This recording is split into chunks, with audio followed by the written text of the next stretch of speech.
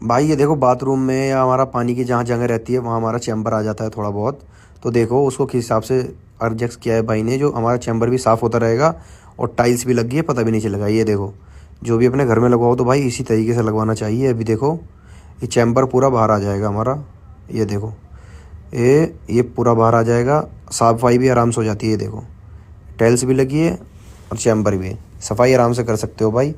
Comment करके बताओ कैसी लगी भाई वीडियो, और अपने घर हमेशा अच्छे तरीके से काम कराओ भाई।